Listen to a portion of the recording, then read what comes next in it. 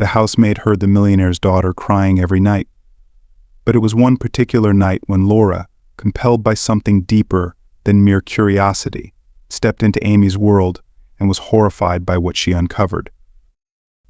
The first light of dawn began to break as Laura stirred awake, jolted by the screeching clang of her alarm clock.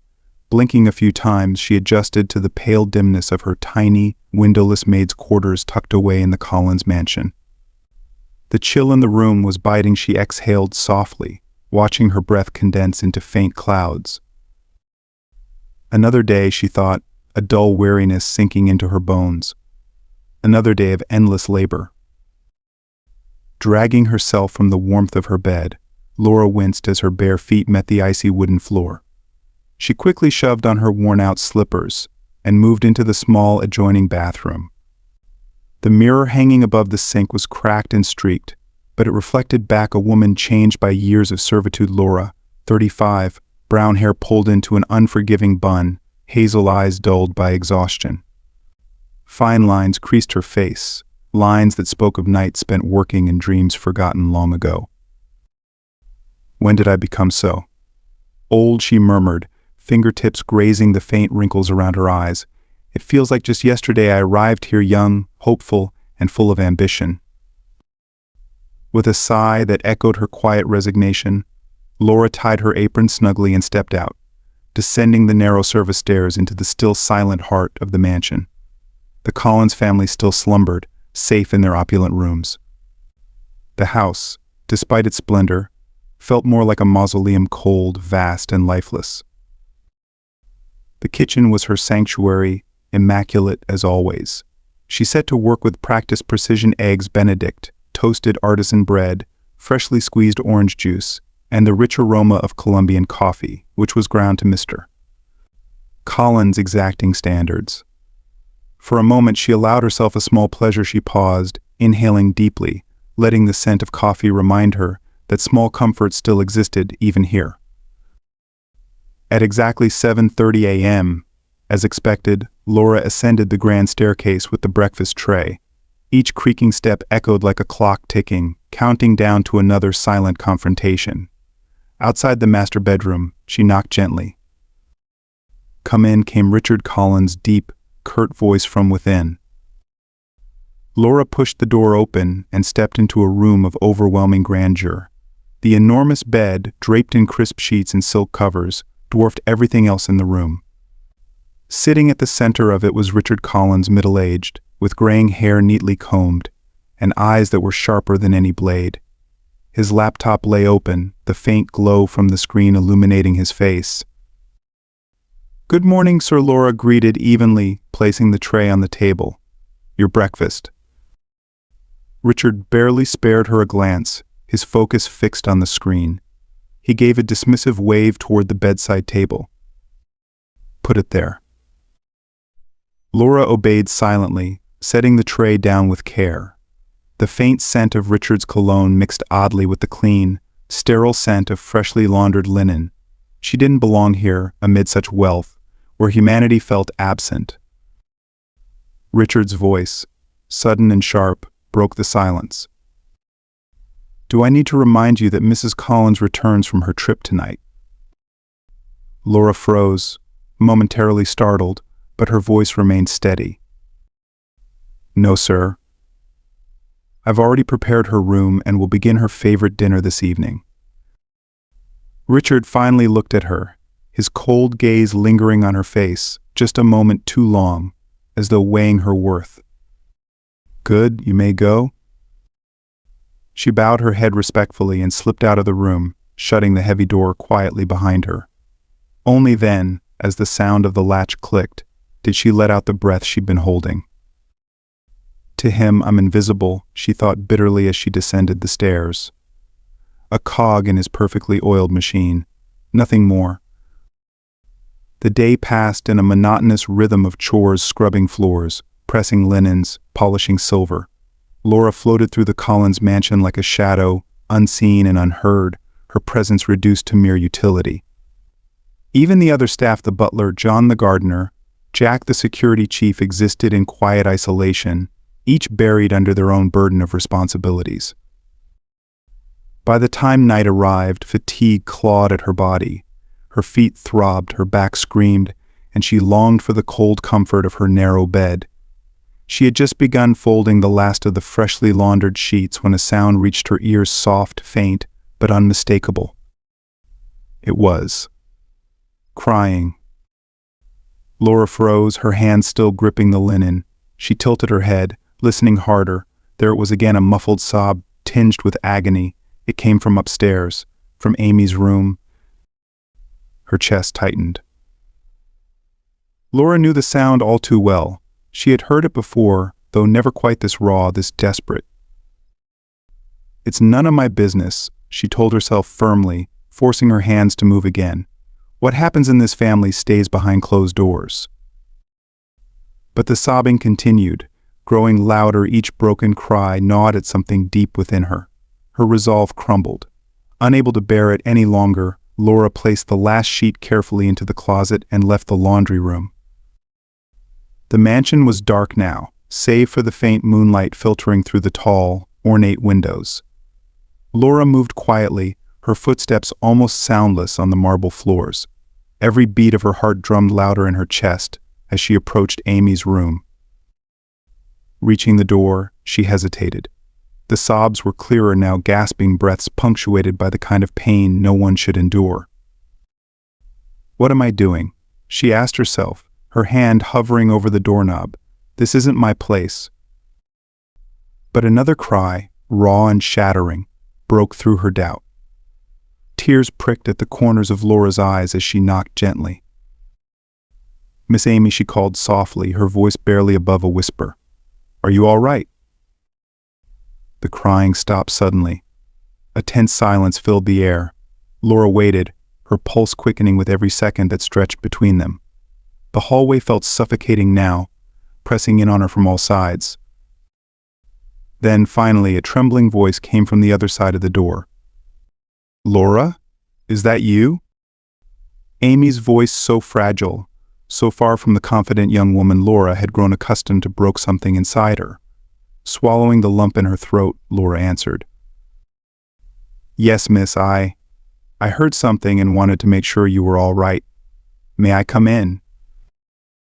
There was a pause, then the sound of hesitant footsteps. The doorknob turned slowly, and when the door opened, Laura had to steady herself. Amy stood there, disheveled and broken, her blonde hair hanging limply around her face. Her eyes, once so full of light, were red and swollen, circled with shadows of sleepless nights. The silk pajamas she wore were wrinkled, stained with tears. She wrapped her arms tightly around herself, as if trying to hold her very being together. Laura's breath caught. She had seen Amy smiling in designer gowns and perfectly styled makeup, the picture of privilege and grace. But this was someone else entirely. "Oh, Miss Amy," Laura whispered, her heart aching as she stepped into the room. And in that moment, as their eyes met, Laura knew she couldn't look away anymore. The sight before Laura was so unexpected, so profoundly unsettling, that she felt her throat tighten, cutting off her breath. "Come in," Amy whispered, her voice so faint it barely reached Laura's ears. "Quick, before someone sees." Laura obeyed instinctively, slipping into the room and closing the heavy door behind her with practiced care. The soft click of the latch seemed to echo in the stillness. Amy's room was a testament to luxury, a gilded cage painted in soft shades of ivory and blush pink. A sprawling king-size bed dominated the space, its silk bedspread untouched and perfect except for the young woman, who now sat slumped on its edge, her shoulders caved into defeat. The walls, lined with expensive paintings and mirrors that gleamed under the golden light of the lamps, offered a cruel contrast to Amy's visible turmoil. The very elegance of the room made the tragedy within it feel all the more wrong. Laura hesitated by the door, her hands wringing the edges of her apron. "Miss Amy," she began softly, the hesitation clear in her tone. "What's wrong? Is there anything I can do to help?" Amy's head lifted slowly, her blue eyes swollen and rimmed with tears met Laura's. In those eyes, Laura saw everything: fear, despair, and something she hadn't expected: relief. For a moment, Amy seemed to wrestle with herself, her lips quivering as though trying to hold back her words. But then, the dam broke. "Oh, Laura," Amy choked out, her voice fractured and small. "I don't know what to do. I can't take this anymore." The quiet desperation in her voice broke something inside Laura. Without a second thought, she crossed the room and sat beside Amy on the soft mattress. The bed sank slightly beneath their weight, and for a moment Laura felt the faint, shivering warmth of the girl beside her.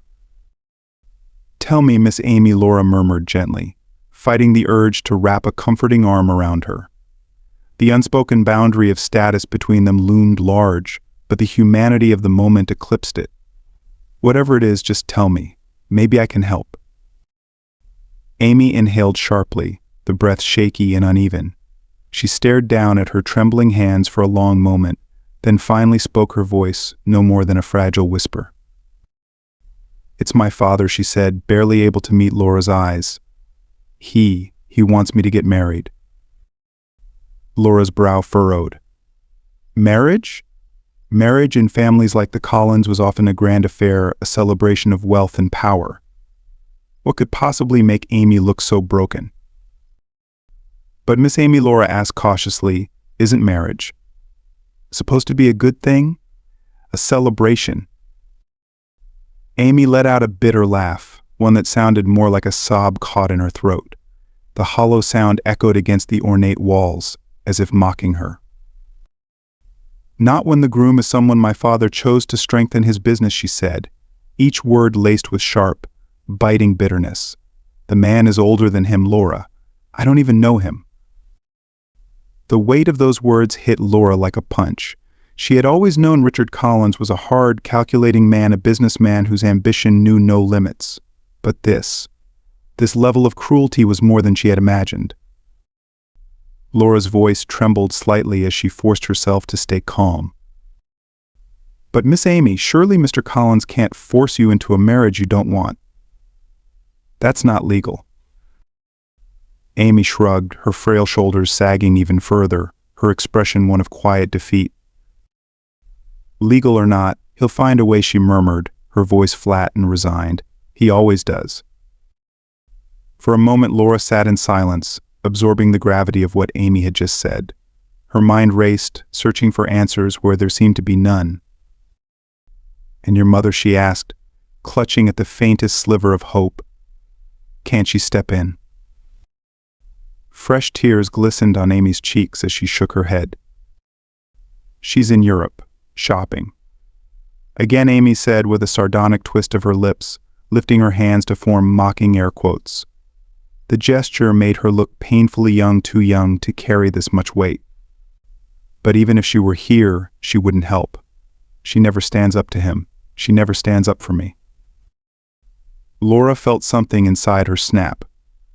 How could they treat Amy, this kind, fragile soul, as though she were nothing more than a pawn to be moved across a chessboard, a bargaining chip for power? Her voice, when she spoke, surprised even her. "Miss Amy, this isn't right," Laura said firmly, her hands clenching into fists. "We can't let this happen." Amy looked up, startled by the determination in Laura's voice. For the first time, a faint flicker of hope shimmered in her tear-streaked eyes. "But what can we do?" she whispered. "My father is powerful. What chance do we have?" Laura hesitated. The logical part of her screamed that this wasn't her fight, that stepping into the storm Richard Collins had created would lead only to disaster. She was a maid and nobody. What power did she have to stand up to a man like him? And yet, looking at Amy's face, so young, so scared, yet pleading for help, Laura felt something ignite within her. A quiet, unwavering resolve she hadn't known she possessed. She reached out, taking Amy's trembling hands in her own. "I don't know yet," Laura admitted softly, her voice steady despite the knot in her throat. "But I promise you this, will find a way out. I'll help you. We'll figure it out. Together." Amy stared at her, searching her face as though trying to see if the promise was real. Slowly, cautiously, A small, fragile smile curved her lips, a smile that seemed to carry the faintest spark of hope. "Thank you, Laura," she whispered, her voice thick with emotion. I don't know what I'd do without you."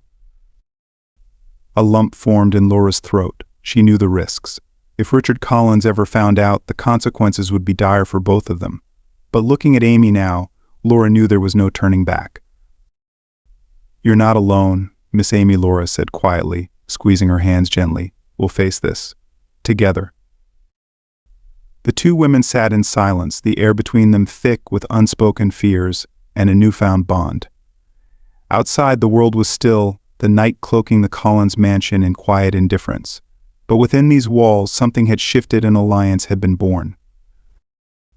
Laura knew the days ahead would test their courage. They would need to be smart, careful, and impossibly brave. But no matter what happens, she thought fiercely, I will protect her. I will help her find freedom, whatever the cost. As the days wore on, a suffocating tension settled like dust over the Collins mansion. Laura, suddenly attuned to the smallest details, walked its polished corridors with an unease she couldn't shake. The grandeur that once seemed so impressive now loomed oppressive, heavy with shadows that seemed to whisper secrets only she dared to hear. One frigid morning, Laura found herself in Richard Collins' office. The familiar sense of polished mahogany and rich leather mingled with the sharp tang of whiskey forgotten in a crystal tumbler on the desk. The silence felt weighty, as though the room itself were holding its breath. Laura moved carefully, her cloth gliding over the pristine surfaces, her thoughts restless. How much wealth was poured into this room? She wondered, her gaze drifting over the gleaming desk, the hand-carved shelves, and the ostentatious decor. And at what cost? It was while dusting a collection of leather-bound books that Laura noticed it. One volume a little too far forward. Her pulse quickened. She hesitated, glancing toward the closed door, as if Richard himself might storm in at any moment. Curiosity, however, won out. She reached for the book, but instead of sliding it off the shelf, there was a quiet click. Laura froze as an entire section of the bookshelf shifted, revealing a hidden compartment. What in the world? Her heart thundered in her chest as she knelt to peer inside. Trembling fingers reached for a thick leather folder tucked neatly within the space. With a deep breath, she opened it. What she saw made the room spin. Pages upon pages of documents, complex financial statements, lists of transactions, and names she recognized from news headlines, prominent politicians, massive figures. Scattered among them were incriminating phrases: offshore accounts, money laundering, bribery. Laura's stomach churned. Dear God, what is this man involved in? The sound of approaching footsteps jolted her back to the present. Panic gripped her.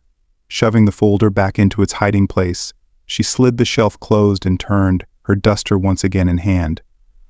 Her heart pounded as the office door swung open. Richard Collins entered, his presence filling the room like a winter chill. His sharp eyes swept over her, narrowing as they landed. What are you doing here? His voice, cold and edged, cut through the silence. Laura forced her lips into a smile, praying it didn't betray the terror clawing at her. Just routine cleaning, sir, she said lightly, holding up the duster as if it might shield her. Richard's gaze lingered, his expression unreadable but heavy with suspicion. For a moment Laura felt certain he could see right through her, that he somehow knew. Sweat prickled at her hairline. Finally he gave a curt nod. Very well. Finish quickly and get out. I have work to do. Yes, sir, she murmured, her voice barely audible. Laura's legs felt like lead as she hurried to complete her tasks. Only when she had escaped the office and shut the door behind her did she let her shoulders sag. Leaning against the cold hallway wall, she drew in shaky breaths. What have I uncovered? The weight of what she'd seen pressed down on her. What am I supposed to do now? That night, the mansion was cloaked in silence. When the last light had gone out and the echoes of footsteps had faded, Laura crept toward Amy's room. Her heart raced with every step, but she knew she couldn't keep this to herself. Knocking softly, she eased the door open to find Amy sitting on the edge of her bed. A book lay open in her lap, but her eyes stared blankly at nothing. At the sound of Laura's voice, she started, then visibly relaxed. "Oh, Laura," Amy said softly, her voice brittle. "Please come in." Laura slipped inside, shutting the door quietly behind her. The dim glow of the bedside lamp cast long shadows, making the room feel smaller somehow. Laura perched on the edge of the bed, her hands twisting nervously in her lap. I need to tell you something," she began. Her voice wavered as she described what she'd discovered that morning. Every detail of the documents, the hidden compartment, the terrifying implications spilled out. Amy's face paled as Laura spoke. By the time she finished, the young woman's blue eyes were wide with both fear and grim understanding. "I always knew my father had secrets," Amy whispered, her voice cracking. "But I never imagined it was this." Laura studied the girl, her slumped shoulders, the fresh tears glistening on her cheeks, and her heart broke. "Miss Amy, how long has your father had this hold over you?" Amy sighed heavily, dragging a trembling hand through her disheveled hair. "My whole life. He controls everything, what I wear, who I speak to, what I study. He's mapped out my entire future, and I don't have a say in any of it." Laura swallowed hard. "And your mother? Doesn't she see what's happening?" Amy's laugh was bitter, almost cruel in its hopelessness. "My mother," she scoffed. "She's in Europe, shopping her life away, pretending none of this exists. Even if she were here, she wouldn't do anything. She never does." The room fell silent. The weight of Amy's words hung heavy between them, and Laura could feel the girl's fear palpable, suffocating. Finally, Amy's voice broke the quiet. "I'm scared, Laura. I'm scared of what my father will do if I refuse to marry. And now, knowing what you found, if he discovers that we know." Her words trailed off, but the meaning was clear. Without thinking, Laura reached for Amy's hands, holding them firmly in her own. "I won't let him hurt you," Laura said, her voice stronger than she felt. "We'll find a way, together."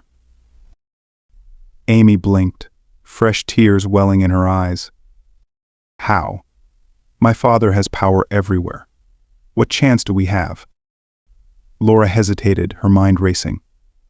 Finally she spoke.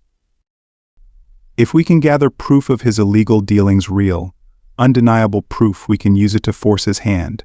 He'll have no choice but to leave you alone." Amy stared at her, the tiniest flicker of hope breaking through her despair. "You mean blackmail?" Laura shook her head firmly. "Not blackmail, Miss Amy. Leverage. If we threaten to expose him, it might be enough to make him back down." Amy was silent, her gaze searching Laura's face. Finally she nodded, the faintest spark of resolve lighting her eyes. "Okay," she whispered. "Let's do it, together." Laura nodded, a mix of fear and fierce determination flooding through her. She knew the risks. If Richard Collins found out, the consequences would be unimaginable. But as she looked at Amy, the fragile girl who, for the first time, showed a glimmer of strength, Laura knew there was no turning back. "I will protect her," Laura vowed silently, "no matter what it takes." The first light of dawn spilled weakly through the frost-tinged windows of the Collins mansion as Laura sat upright in her narrow bed. Anxiety twisted in her chest, its tight grip reminding her that today was no ordinary day. Silently she dressed, careful not to wake anyone. The maid's quarters, already small, felt suffocating, as if the walls themselves bore the weight of the secret she carried. Today it begins, she thought, her heart pounding in her ears. Today we stand up to Richard Collins. Steeling herself, Laura slipped out of her room. The mansion lay silent, shrouded in the quiet of early morning, but she knew that silence wouldn't last. Moving quickly, she entered the kitchen and fell into the familiar rhythm of preparing Richard Collins' lavish breakfast. Her hands, usually steady, shook slightly as she cracked the eggs and set the coffee to brew, its rich aroma rising into the air. Stay calm. Stay normal, she told herself, her mind racing through the plan she and Amy had painstakingly crafted the night before. It was a dangerous gamble, one that could upend everything. The sudden thud of heavy boots jolted her from her thoughts. Laura turned to find John, the gardener, standing in the doorway.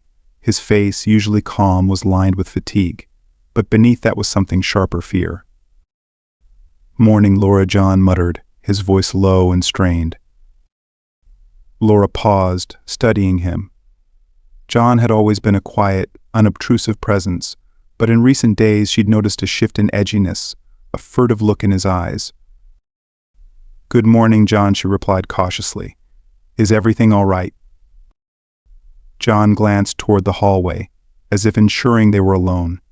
He took a step closer, his voice dropping to a whisper. "Laura, I need to speak with you. It's important."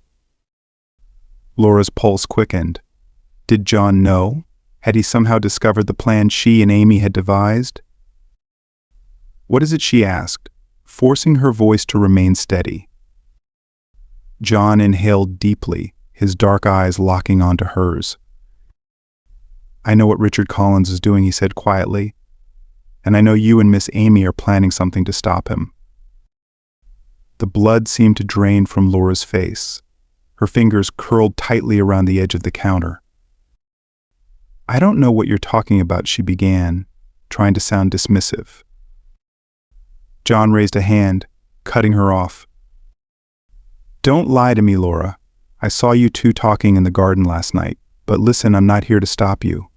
I want to help."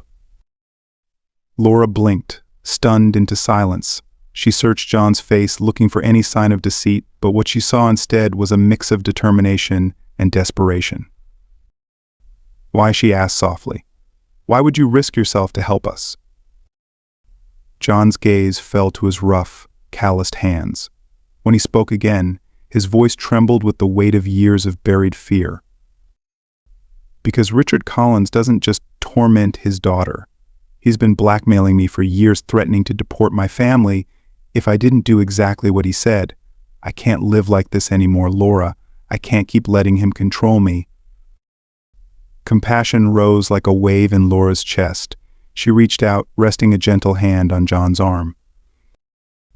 "Oh, John," she said softly, her voice thick with sympathy. "I had no idea.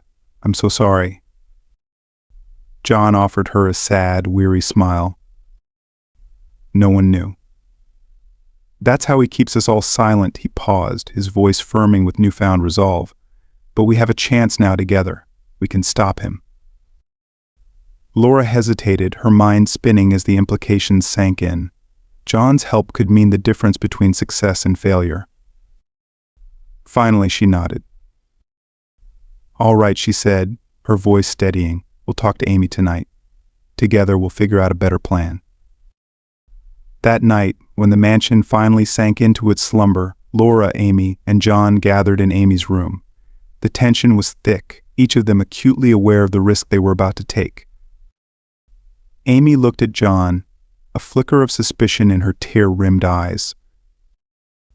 "Are you sure we can trust him?" she whispered to Laura.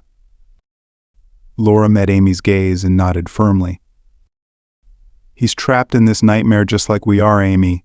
With his help, we have a much better chance." Amy exhaled slowly, then turned to face John. "All right," she said quietly, though her voice carried a newfound strength. "What do you suggest?" John leaned forward, his voice a low murmur. "Richard Collins keeps us safe in his office. I've seen him open it once when he thought no one was watching. Inside, there are folders, documents, and a hard drive. That's where he hides the proof evidence of everything he's done." Laura and Amy exchanged a glance, hope flickering between them. This could be exactly what they needed. "But how do we get into the office?" Laura asked, her brow furrowing. "It's always locked." For the first time in days, Amy's expression shifted, determination replacing the fear.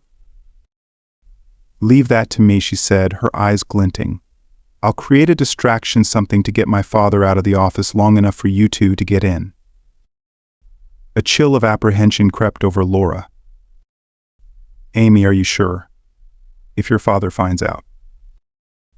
Amy cut her off with a resolute wave of her hand.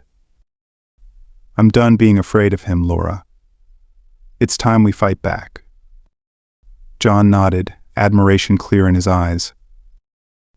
"You're brave, Miss Amy. But we need to be careful, if anything goes wrong." "It won't," Amy interjected, her voice unwavering. "We'll plan every detail. We can't afford to fail."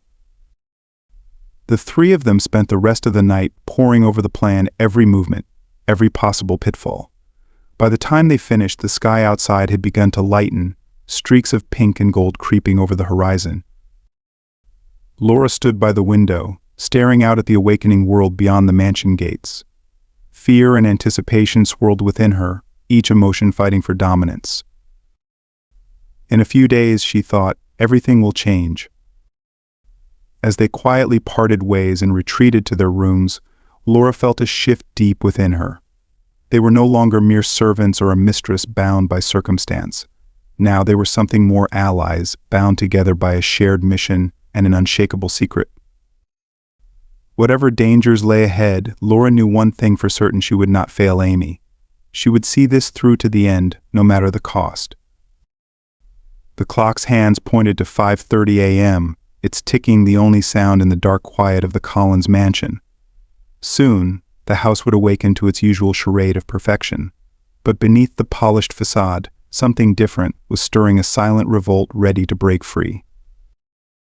Laura lay on her narrow bed, staring into the shadows. Exhaustion weighed heavily on her body, yet sleep refused to come. Every step of their plan replayed in her mind, each detail, each risk, each catastrophic failure that might shatter everything. "We'll succeed," she whispered to herself, clutching at the thought like a lifeline. "We have to." But just as her eyelids finally began to close, the quiet shattered. A furious pounding erupted on her door, shaking the fragile peace she'd so desperately clung to. "Open up." Right now the voice was unmistakable. Jack, Richard Collins, relentless head of security.